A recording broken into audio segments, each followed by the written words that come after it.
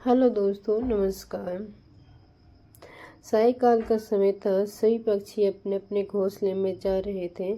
तभी गांव की 4 औरतें कुएं पर पानी भरने आई और अपना अपना मटका भरकर बतियाने बैठ गई। इस पर पहली औरत बोली, अरे भगवान मेरे जैसा लड़का सबको दे। उसका कंठ इतना सुशील है कि सब उसकी आवाज़ सुनकर मुग्ध हो जाते हैं। इस पर दूसरी औरत बोली कि मेरा लड़का इतना बलवान है कि उसे आज के युग का भीम कहते हैं। इस पर तीसरी औरत कहाँ चुप रहती, वह बोली, अरे मेरा लड़का एक बार जो पढ़ लेता है वह उसको उसी समय कंठस्थ हो जाता है। ये सब बात सुनकर चौथी औरत कुछ नहीं बोली।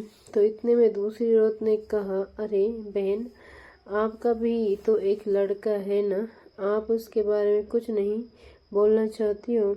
इस पर उसने कहा, मैं क्या कहूँ, वह ना तो बलवान है, न ही अच्छा गाता है और न ही। ये सुनकर चारों स्त्रियों मटके उठाए और अपने गांव की ओर चल दी। तभी कानों में कुछ सुरीला सा स्वर सुनाई दिया।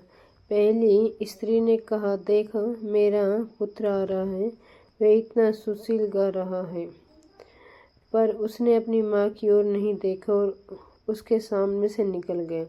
अब दूसरी ओर जाने से एक बलवान लड़का वहाँ से गुजरा और उसे दूसरी औरत ने कहा, देखो ये मेरा बलिष्ठ पुत्र आ रहा है। उसने भी अपनी माँ को नहीं देखा और सामने से निकल गया। तभी दूर जाकर मंत्रों की ध्वनि उनके कानों में पड़ी तथा तीसरी औरत ने कहा, देखो मेरा बुद्धिमान पुत्र आ रहा है।